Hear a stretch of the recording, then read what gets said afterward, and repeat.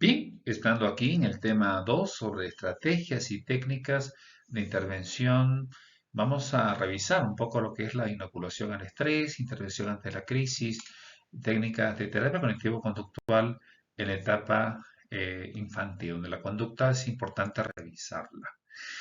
Vamos a ver que una de las técnicas muy utilizadas es esta inoculación al estrés, donde el estrés sabemos que es el cúmulo de mucha energía que no se sabe administrar y que esto va a generar luego cuadros posteriormente de ansiedad, de pánico y posiblemente de depresión. Recordemos que el estrés simplemente no es malo, el tema es cuando hay una mala gestión del mismo. Y la inoculación al estrés tiene que abordarse desde de ese momento donde no hay un control de la situación. Hay que ver qué es lo que pasa con la persona dentro de su contexto, como hemos dicho en algún rato, la situación, también analizar la conducta y a partir de ahí uno puede advertir la oportunidad de aplicar esta técnica. Esta inoculación al estrés es que nosotros trabajemos con nuestros pacientes donde ellos puedan experimentar que todas las conductas que van a llevar adelante en realidad no tenga ese margen de tensión. Entonces, es como se suele decir una especie de vacuna que nos enseña a afrontar situaciones y a relajarnos. Y en este procedimiento es donde vamos a instalar en la persona la capacidad para poder controlar algunas situaciones. Solamente algunas fases que podríamos compartir. Una que es de conceptualización, en donde yo puedo identificar la problemática, luego adquirir una serie de habilidades, entrenarlas y a partir de ahí la persona pueda manejar situaciones desde el pensamiento, desde el autocontrol emocional y sobre todo conductual. Ya cuando queremos trabajar sobre habilidades que se van adquiriendo, va a ser muy importante el repertorio de conductas que la persona trae a consulta y la que nosotros vamos a desarrollar. Ahora, esta inoculación al estrés, el instalarle cosas a las personas depende mucho de aquella tipo de personalidad, de aquellos rasgos que ha desarrollado la persona y también algunas conductas que ha podido adquirir hasta el momento. Ese entrenamiento es el que nosotros vamos a instalar.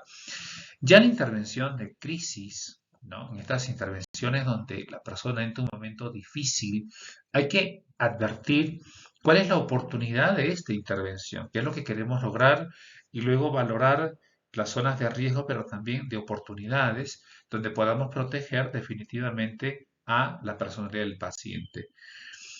Es muy conocido los primeros auxilios psicológicos que tiene que ver con esta intervención en crisis. Lo hemos visto en temas de pandemia, desastres naturales, ante una situación inopinada. Incluso esta intervención en crisis también es oportuno para que las familias puedan reconocer cómo actuar en determinados momentos.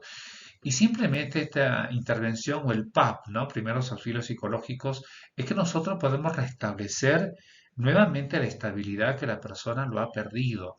Entonces, debemos tener suficiente capacidad para elaborar una serie de estrategias donde hagamos un primer contacto psicológico, ver lo que está pasando, identificar ese problema para que las técnicas, antes que puedan ingresar, sondear un poco las posibles soluciones.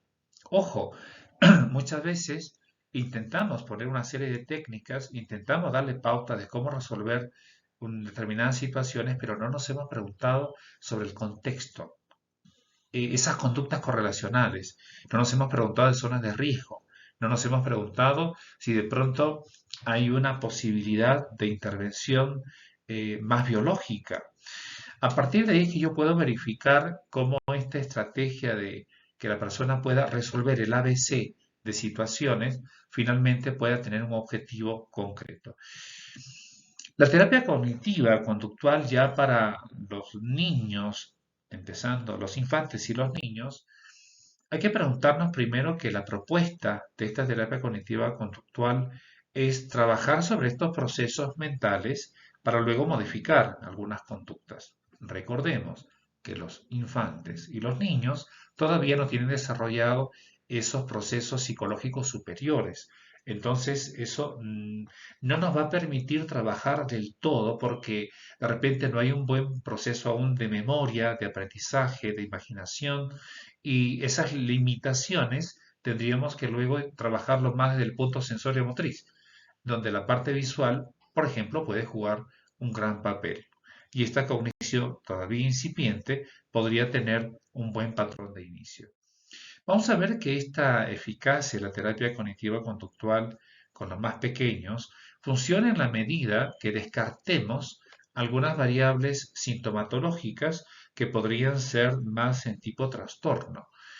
Entonces, por ejemplo, el tema del autismo, cuando se incluyen algunos síndromes como el de Asperger, y que pueden ser una interrupción dentro de la intervención. No es porque la terapia no funcione.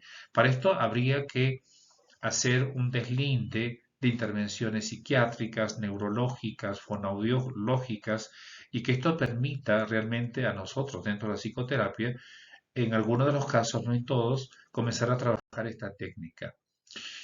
¿Para qué es útil? Tenemos aquí esta lista, ¿no? Temas de factores emocionales, estados anímicos, depresión, ansiedad, fobias, eh, cuando se presentan dificultades en algunos hábitos como el sueño, trastornos del sueño, de la alimentación, y podrían sumarse más, y ahí incluso está sumado la esquizofrenia, previa valoración bioquímica.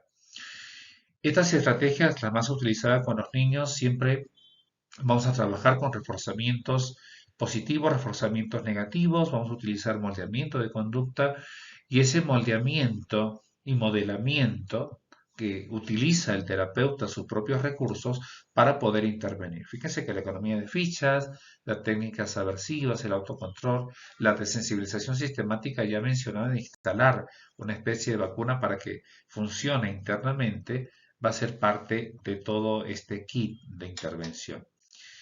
Ahora, nos preparamos dentro del análisis del caso, el que uno pueda desarrollar una temática dentro del cual analicemos el caso de un niño con depresión en 10 años, cuando va entrando a la pubertad, provocado por el entorno familiar y el entorno educativo. Aquí va a ser muy importante poder valorar cómo aplicamos estas técnicas, ¿no?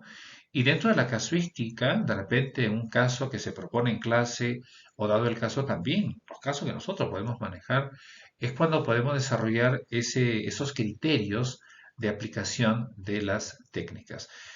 Si esto lo hacemos en equipo, sería fenomenal porque va a permitir, lógicamente, mejor interacción y aprendizaje